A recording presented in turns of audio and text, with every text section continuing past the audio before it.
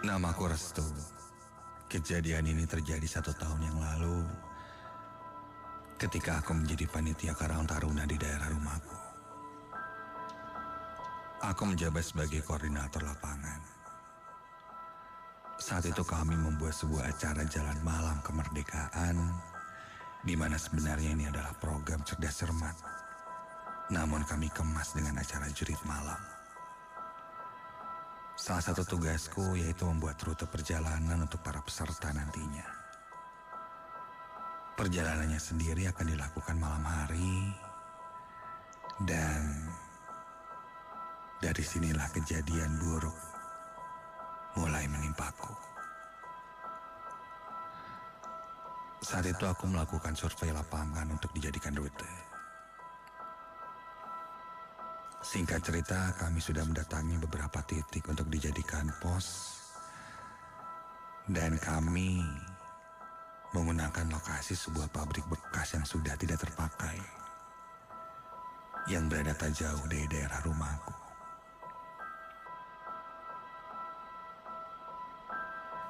Ketika salah satu temanku sedang menentukan titik-titik untuk dijadikan pos nantinya, tiba-tiba saja seorang bapak-bapak tua menaiki sepeda melintas. Mungkin dia salah satu penjaga di sana. Dia lantas melewati kami, namun dengan ekspresi yang tidak biasa, terutama saat melihat ke arahku. Ekspresinya terlihat marah. Aku dan temanku pun saling bertatapan, kebingungan. Orang itu pun melewati kami. Singkat cerita, azan maghrib mulai berkumandang. Kami pun bergegas pulang dan mempersiapkan diri untuk acara besok. Sampai di rumah sekitar jam 7 malam, aku pun beristirahat sejenak, membuka handphone, sambil chat di grup panitia Karang Taruna. Setelah berkoordinasi mau ngobrol ini itu, sekitar jam 11 malam, aku pun bersiap untuk tertidur. Aku tarik selimut dan segera tidur. Kamarku berada di sisi depan rumah, sehingga dari jendela, aku bisa melihat kendaraan berlalu lalang. Malam itu terasa sangat dingin, tidak seperti biasanya. Membuatku langsung menarik selimut dan ingin segera terlelap. Sampai ada yang mengetuk pintu kamarku dengan keras hingga membuatku terbangun. Aku melihat ada bayangan di bawah sela-sela pintu kamar, menandakan ada orang yang berdiri di depan pintu kamarku. Aku pikir itu ibu. Namun belum sempat kubuka, terlihat bayangan di sela-sela bawah pintu itu berjalan pergi.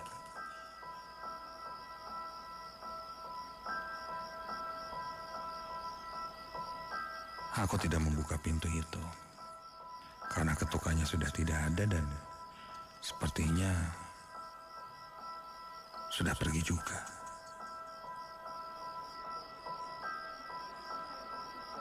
Lalu aku mendengar keramaian dari luar rumahku. Suara warga yang sedang mengobrol. Ada suara orang menyapu, beraktivitas seperti sedang gotong royong membersihkan sesuatu. Aku bahkan mendengar percakapan mereka cukup jelas. Tapi anehnya, meski terdengar cukup jelas, tapi aku sama sekali tidak mengerti apa yang mereka bicarakan. Terdengar memakai bahasa asing namun bukan bahasa Inggris juga.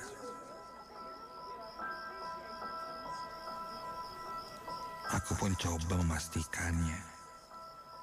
Aku keluar kamar dan coba melihat ke arah luar rumah. Namun suara itu hilang. Dan di luar sana tidak kulihat satupun orang. Sangat sepi bahkan di luar sana. Dan ketika aku sadar itu sudah jam 1 pagi.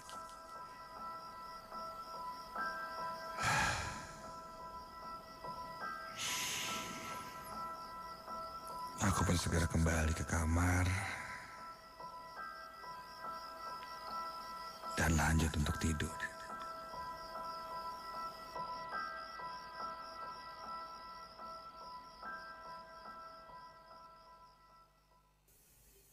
Singkat cerita, keesokan harinya acara pun dimulai. Para peserta dikumpulkan, mereka diberi pengarahan sebelum berangkat sesuai grupnya masing-masing. Dan kita akan memulai jam 8 malam. Panitia disebar untuk menempati pos mereka masing-masing. Di setiap pos terdiri dari 3 orang panitia. Dibekali 1 buah obor untuk penerangan dan tanda keberadaan mereka. Acara pun dimulai. Sudah hampir 10 menit berjalan. Ketua pelaksana memerintahku untuk bergabung saja di pos 3. Karena kebetulan di pos 3 hanya 2 orang yang bertugas, jadi butuh 1 orang lagi.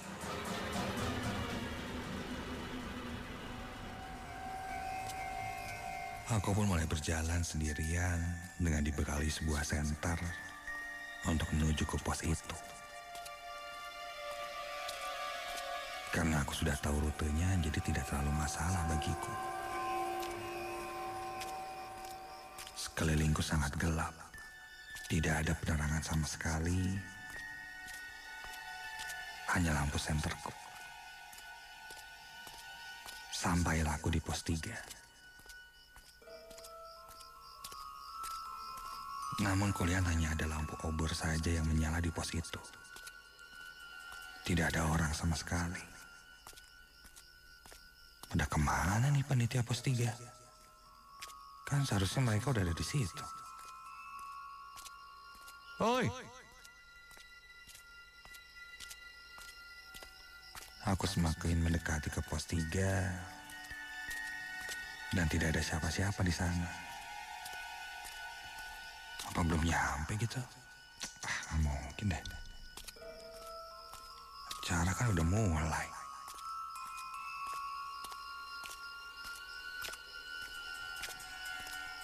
Aku pun coba mengirim pesan di grup. Namun, di dalam bangunan pabrik tua itu tidak ada sinyal.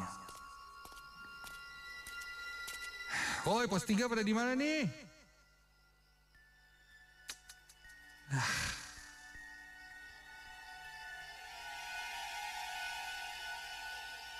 Ketika aku sedang mencari-cari teman-temanku yang ada di pos 3,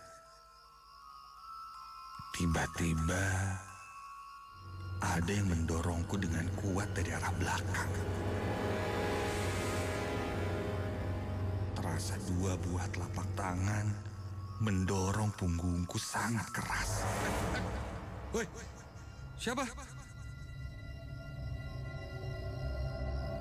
Ketika ku tengok ke belakang, tidak ada siapa-siapa. Tak ada satu orang pun yang kulihat. Bahkan jika orang itu pun bersembunyi, tidak mungkin. Tidak ada tempat untuk bersembunyi, menjahiliku.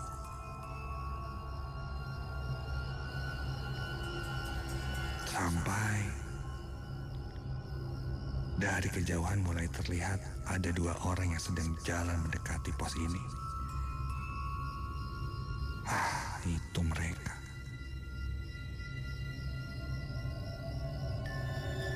Dan kulihat lebih seksama lagi.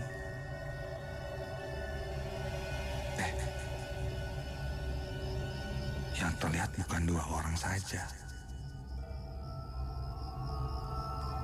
Tapi ada beberapa orang di belakangnya.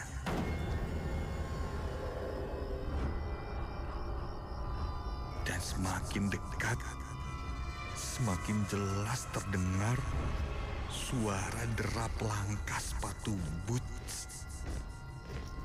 Seperti orang yang sedang berbaris. Suara derap langkah kaki itu menggema di sisi ruangan.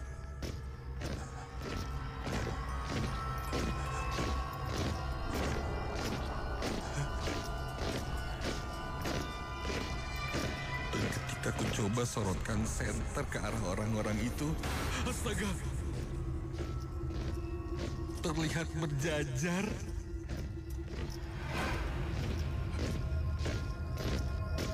Berbaris. Maju berderap langkah kakinya. Memakai seragam tentara.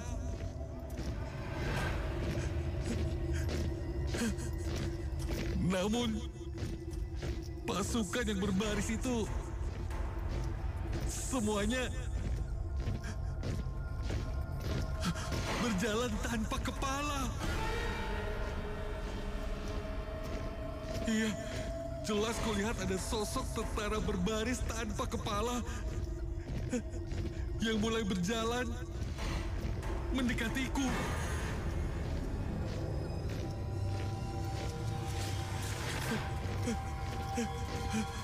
Kontan, aku langsung berlari keluar dari ruangan itu.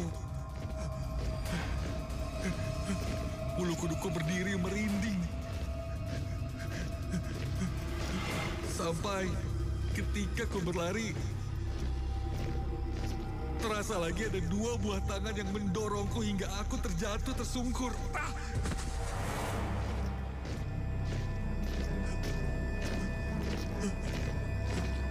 Dan kini aku terjatuh tepat di jalur para tentara itu akan melewatiku. Keadaan sangat gelap saat itu. Namun suara derap langkah kakinya terdengar sangat jelas. Kini mulai mendekatiku. Semakin lama semakin kencang. Saat itu aku tidak bisa menggerakkan badanku, bahkan mengangkat tubuhku pun tak bisa. Sampai akhirnya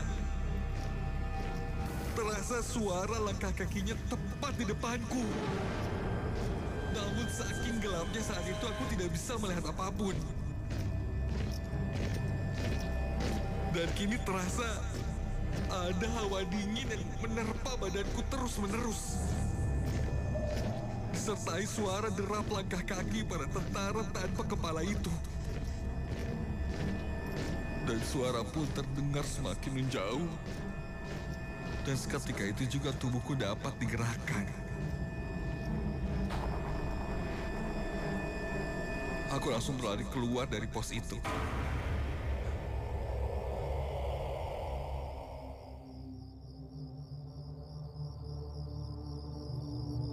Ketika aku menemui teman-temanku, wajahku terlihat sangat pucat dan mereka bertanya padaku kenapa.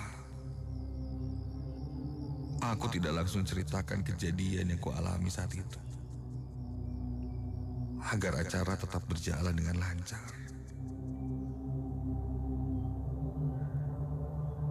Keesokan harinya, barulah aku mulai ceritakan kejadian itu. Dan ada beberapa temanku yang pernah juga mendengar mitos di pabrik kosong itu. Terdengar tentara sedang berbaris. Karena dulu pabrik itu memang kepemilikan Belanda.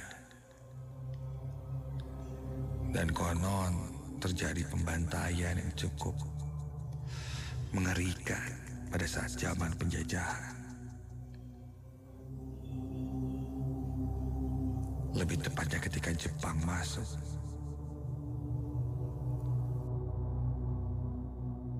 Mungkin apa yang kurasakan saat itu sebuah rekam ulang kejadian di mana mereka melakukan aktivitasnya. Namun dalam wujud yang sudah tidak sempurna.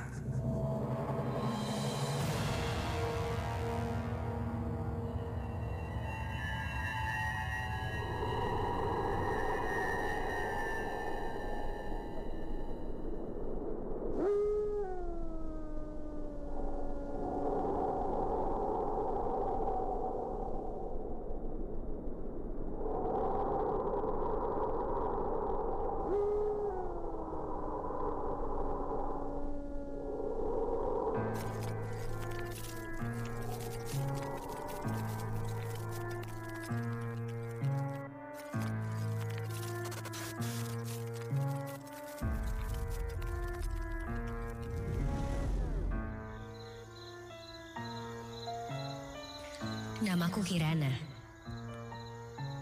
Aku seorang mahasiswi jurusan sastra ekonomi di salah satu kampus yang tidak bisa aku sebutkan namanya. Seperti mahasiswa dan juga mahasiswi lain pada umumnya, aku menghabiskan banyak waktu di kampusku ini. Dan aku juga aktif di himpunan kampus.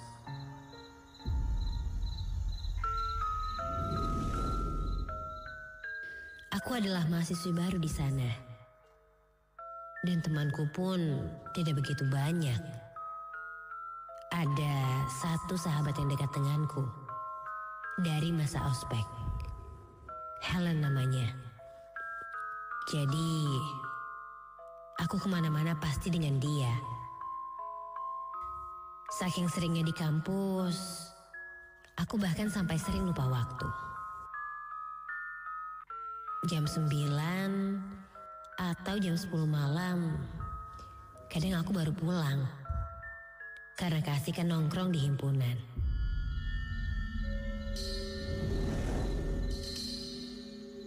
Gedung himpunanku ada di lantai 5. Di salah satu gedung yang ada di kampus ini. Saat itu,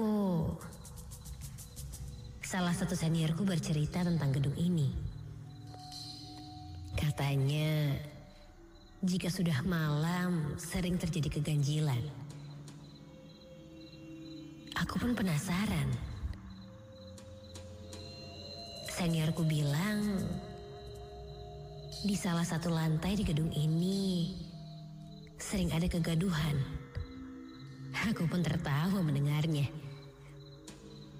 Dia bilang sih, dia pernah mencoba untuk memastikannya. Dia sengaja diam di kampus sampai malam, dan dia memang mendengar kegaduhan itu. Padahal, kondisi kampus memang sedang kosong dan juga sepi.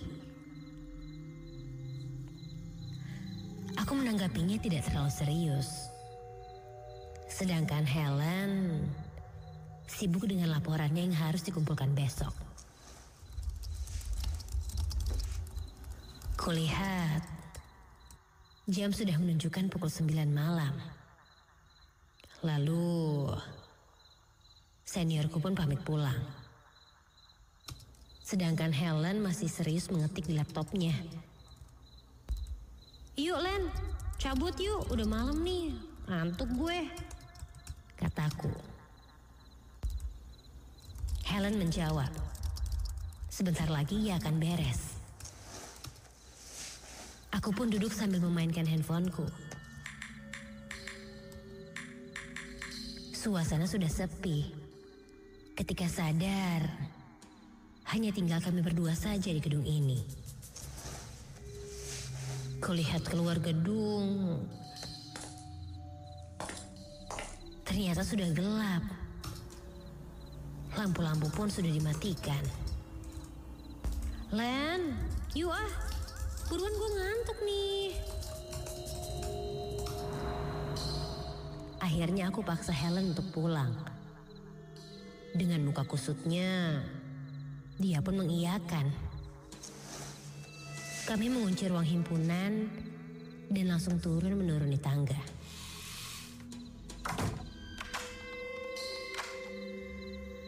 Sebelum turun tangga, aku tiba-tiba teringat cerita seniorku tadi. Len, katanya kalau malam-malam gini tuh di salah satu lantai di gedung ini suka ada kegaduhan. Coba yuk kita cari di lantai berapa? Mau nggak? Ini kan lantai 5. Kita cek aja per lantainya, kataku antusias. Helen pun yang tadinya tidak peduli menjadi penasaran.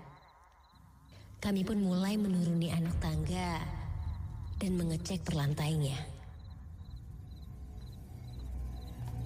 Suasana tiap lantai gedung ini memang sudah gelap. Aku bahkan tidak bisa membedakan setiap lantainya. Kami pun menuruni setiap lantai. Tidak ada perasaan curiga atau apapun. Dan perasaan aku pun biasa-biasa saja. Lalu kami pun sampai di lantai 3. Di tengah perjalanan, Helen malah ingin ke toilet. Sabar, Len. Bentar lagi kan sampai bawah. Kataku menenangkan. Sampai langkahku pun berhenti. Ketika kami ternyata sudah sampai di lantai dasar gedung ini. Kita dibohongin nih, Len. Gak ada apa-apa ternyata. Helen terlihat tidak peduli.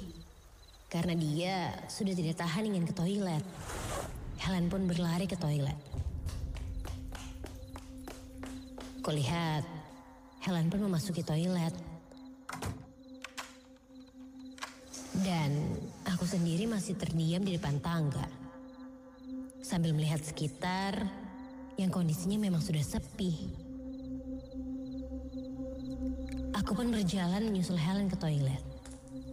Namun, belum sampai aku ke toilet, langkahku pun terhenti. Ketika samar, aku mendengar sesuatu. Suara orang-orang seperti sedang beraktivitas. Iya, jelas sekali ku dengar. Suaranya berasal dari lantai atas gedung ini. Hah? Aku pun mencoba memastikannya lagi. Dan mencoba mendengarkannya dengan seksama. Benar, sepertinya aku tidak salah dengar. Memang ada suara gaduh dari lantai atas. Seketika bulu kuduku merinding. Aku langsung sedikit berlari menuju toilet. Len, gue dengar sesuatu. Ketika sampai di toilet, kulihat Helen sedang berkaca sambil menyisir rambutnya. Len, gue dengar suara orang-orang tadi dari lantai atas. Sini deh, lu dengar juga, kataku. Helen hanya diam saja. Len, ayo dong buruan. Helen hanya diam saja. Dan aku pun mendekati Helen. Lalu aku menepuk bahunya. Jawab kalau ditanya. Buruan deh, sini dengerin di luar. Helen masih terdiam. Dan perlahan, dia pun berbalik sambil berkata. Suara. Astaga, yang kulihat itu bukanlah Helen. Tapi seorang perempuan yang sudah berlumuran darah. Dia tersenyum-senyum sendiri. Dan tertawa sambil melihat ke arahku. Ya Tuhan.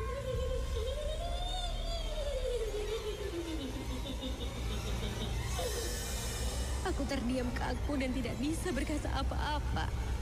Dan kini kurasakan sisi toilet ini seperti ramai dan banyak orang. Kepalaku mendadak menjadi pusing. Dan pandanganku pun menjadi tidak karuan.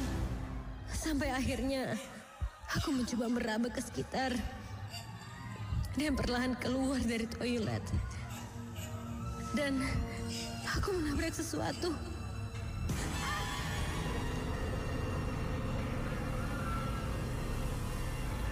Aku seperti menabrak seseorang yang ketika aku lihat, ternyata itu Helen.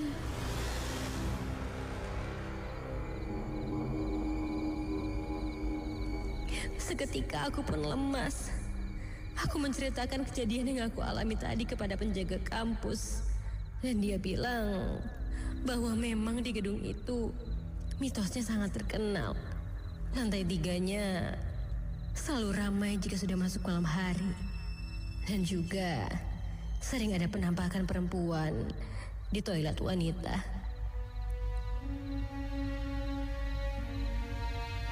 Sejak itu, aku tidak berani lagi untuk pulang malam dari kampusku itu.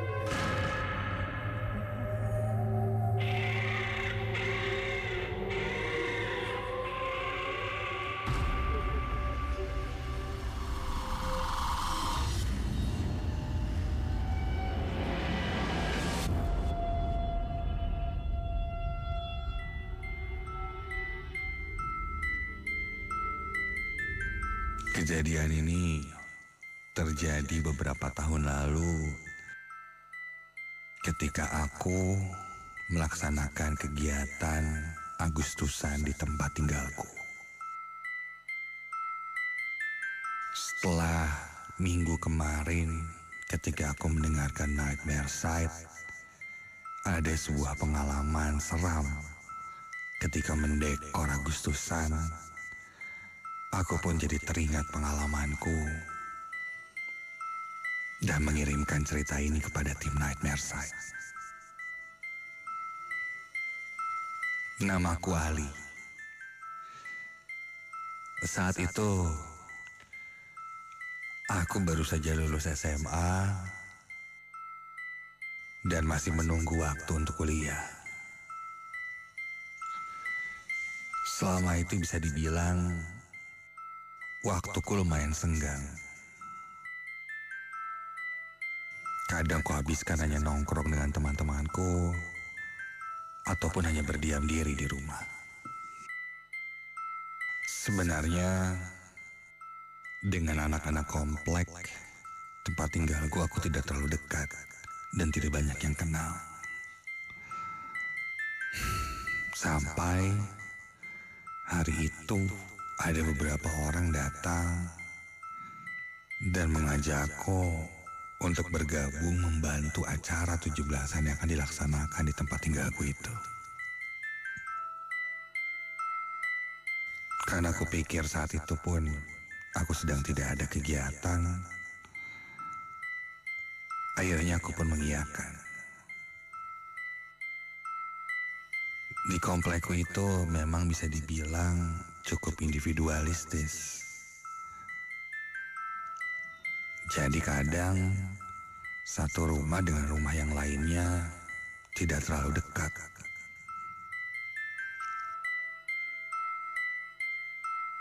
Termasuk aku dan keluargaku. Aku pun mengikuti rapat panitia. Dan saat itu, aku mendapat bagian untuk mengantarkan undangan surat kegiatan 17-an ke rumah-rumah warga.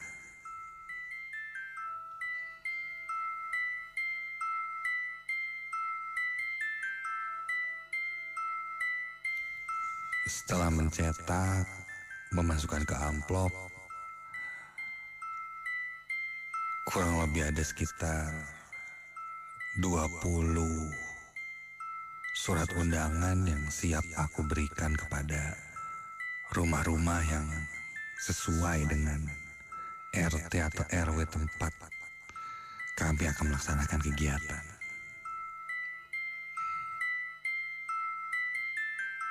Aku pun mengendarai sepeda motor dan mulai berkeliling. Jarang sekali aku berkeliling komplek. Bahkan kurang lebih sudah hampir 8 tahun aku tinggal di sana. Bisa dibilang aku baru melihat sisi lain dari komplek ini.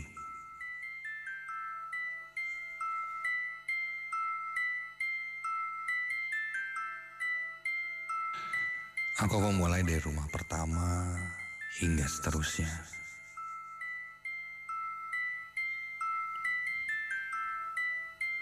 Ketika itu sudah mulai waktu maghrib. Akhirnya aku sampai di rumah terakhir. Rumah yang paling ujung di komplek ini.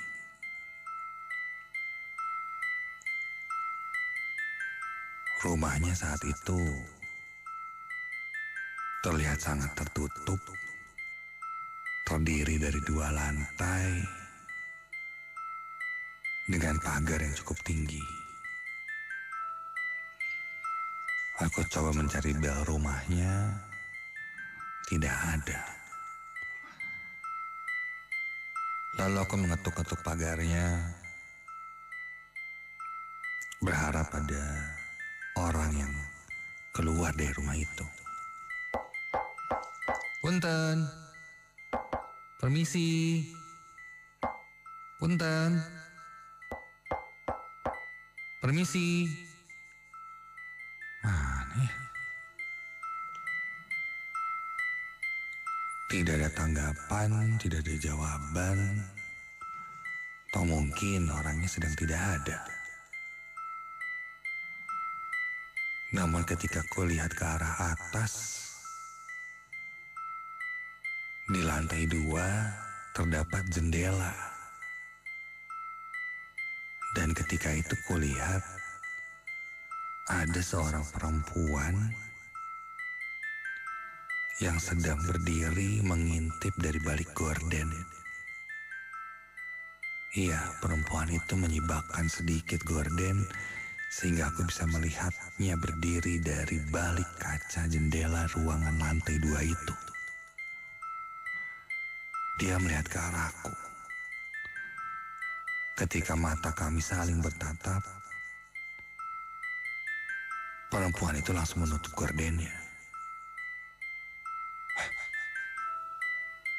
Untuk orang kenapa bukannya turun? Sudahlah. Sampai akhirnya aku pun melemparkan surat itu ke dalam rumah.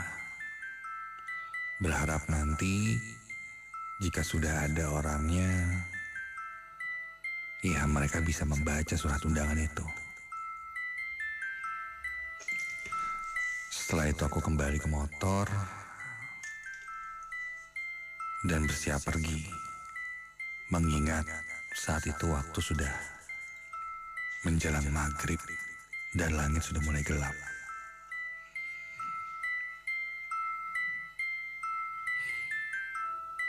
Setelah dari sana, aku pun kembali ke posko Karang Taruna. Kembali bertemu anak-anak yang lain, dan aku bilang semua surat sudah disampaikan. Cuma ada satu rumah yang kayaknya pemiliknya sombong banget. Aku ketok-ketok, nggak keluar-keluar. Tapi di lantai 2 ada orangnya. Dan ku bilang saja ku lempar surat itu masuk ke dalam rumahnya. Temanku bertanya rumah yang mana. Ku bilang rumah yang paling pojok, blok sekian, nomor sekian.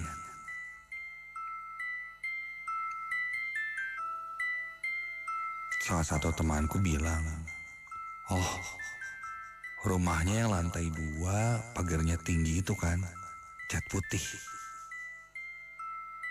Iya, betul.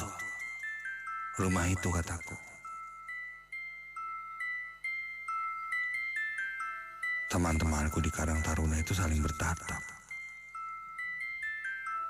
Dan lanjut mereka bilang, bro, rumah itu kosong.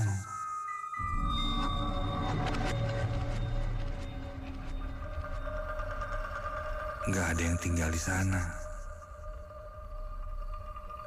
Kosong udah hampir 3 tahun. Hah? Masa sih? Jelas-jelas aku melihat ada seseorang di lantai 2 dan seorang perempuan. Bahkan wajahnya pun masih kuingat. Rambutnya panjang, matanya terlihat sayu seperti mengantuk. Dan memang agak sedikit pucat sih.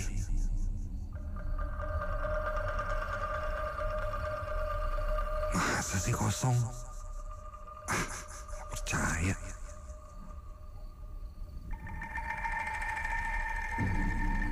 Ya, aku agak sedikit tidak percaya karena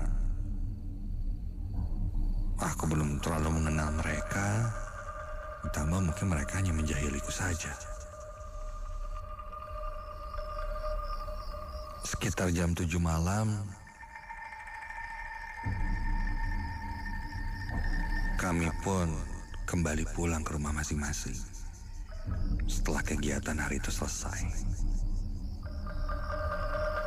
Di jalan pulang menuju rumahku, aku penasaran. Bener gak sih rumah itu kosong?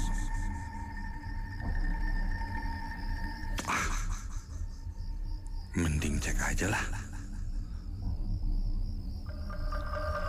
Aku pun kembali menuju ke rumah besar itu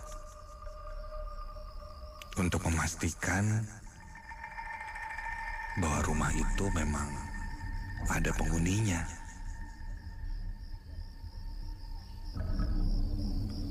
Aku lajukan motorku perlahan dan ketika berbelok lalu sampai di depan rumah itu,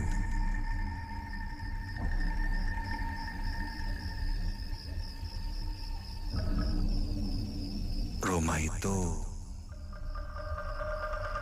terlihat gelap. Iya.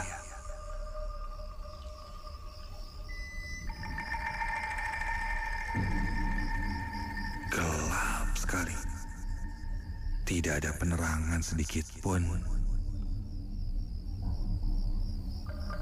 Dan sepertinya memang tidak ada penghuninya. Rumah kosong.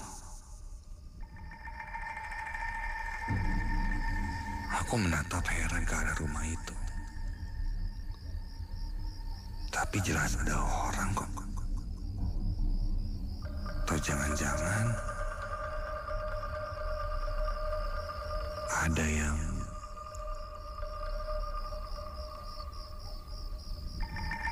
tinggal di tempat itu, tapi tidak ada orang yang tahu. Aku masih penasaran sambil menatap rumah kosong itu. Sampai ada salah satu tetangga sekitar yang melihatku dan bertanya padaku sedang apa di depan rumah itu. Pak, enggak Pak, saya panitia 17-an. Tadi saya nganterin surat undangan 17-an ke rumah ini, cuman emang enggak ada yang keluar Pak. Tapi saya lihat di lantai 2 ada perempuan Pak. Ada yang tinggal kan Pak di rumah ini? Bapak itu langsung bilang, rumah itu udah kosong bertahun-tahun. Gak ada yang tinggal. Mending kamu pulang. Rumah itu emang lumayan angker katanya. Aku masih tidak percaya. Masa sih Pak? Jelas-jelas ada yang tinggal loh di sini Pak. Bukan rumah kosong. Bapak itu seperti agak sedikit kecewa dengan jawabanku. Lalu masuk ke rumahnya. Sudahlah. Aku pun muter balik kendaraan dan pulang menuju rumah.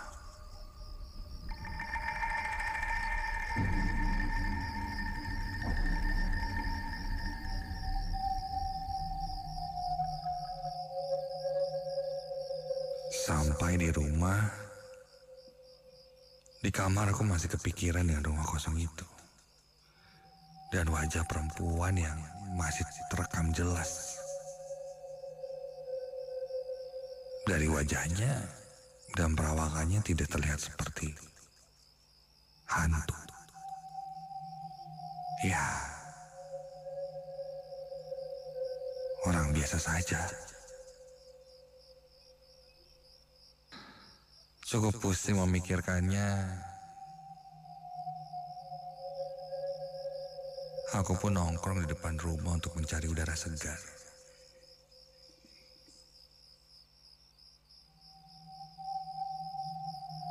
Dan ketika aku buka pintu depan, di luar pagar, terlihat ada yang sedang berdiri di depan rumahku. Memakai baju warna coklat, rambut panjang perempuan. Loh, itu kan perempuan yang di lantai 2 rumah besar tadi. Kenapa dia nyamperin ke sini? Buru-buru aku langsung berjalan ke depan rumah untuk melihat perempuan itu. Iya, itu memang perempuan yang kulihat di rumah yang berdiri di lantai 2 itu. Dilihat dari dekat, wajahnya terlihat sangat pucat. Dia seperti orang kebingungan. Melihat kiri, kanan, bola matanya ke atas, ke bawah. Dan dia bertanya padaku. Yang tadi ke rumah ya? Iya teh, tapi kata orang-orang mah nggak ada yang tinggal di sana. Rumahnya kosong. Tapi saya lihat teteh kok. Ada, rumahnya nggak kosong. Saya yang tinggal di situ. Tuh, benar kan? Kata orang-orang mah rumahnya kosong teh. Terus angker. Iya gitu? Iya, rumahnya kata orang sih serem. Saya juga sering ngeliat yang aneh-aneh di sana. Hah? Ngelihat yang aneh-aneh? Hantu maksudnya? Kayak gitu teh? Aa mau lihat juga kayak gimana? Maksudnya? Emang kayak gimana teh? Kayak gini nih. Astaga. Tiba-tiba saja wajah perempuan itu berubah. Kini terlihat hancur dan terlihat ada belatung-belatung di wajahnya. Sosok itu memperlihatkan wujud aslinya dan tertawa cekikikan sangat menyeramkan.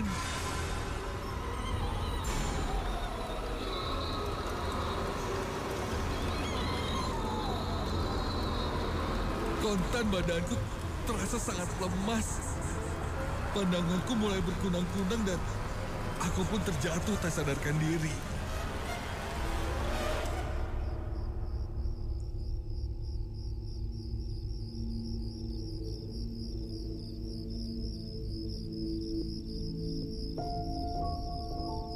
Ketika tersadar, aku sudah berada di dalam rumah.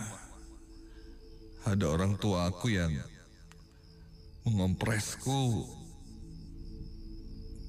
dan katanya aku pingsan di depan pagar dan badanku sangat panas. Wajahku terlihat sangat pucat. Ketika ditanya kenapa, aku coba ceritakan. Namun tidak ada yang percaya, apalagi orang tuaku. Mereka mungkin berpikir kalau aku sakit, kurang makan, kurang istirahat, sehingga pingsan. Tapi bukan itu penyebabnya. Beberapa hari kemudian, aku pun kembali berkumpul dengan teman-teman Karang Tarunaku. Mereka sempat bertanya, kenapa aku sakit. Ku ceritakan kejadian yang ku alami saat itu. Dan respon dari teman-temanku di komplek itu justru berbeda dari orang tuaku. Mereka percaya dan membenarkan hal itu. Bahwa memang rumah kosong paling pojok komplek ini angker. Sudah beberapa kejadian, terutama tetangga-tetangga yang sekitar rumah itu mendengar ada suara tertawa perempuan di sana, kadang menangis, kadang terlihat sosok perempuan yang berdiri. Dan itu menjadi sebuah pengalaman yang tidak terlupakan olehku. Dan setiap menjelang Agustusan, aku selalu ingat dengan kejadian itu. Sampai sekarang, rumah itu masih tidak berpenghuni. Dan aku tidak mau lagi mendekati rumah itu.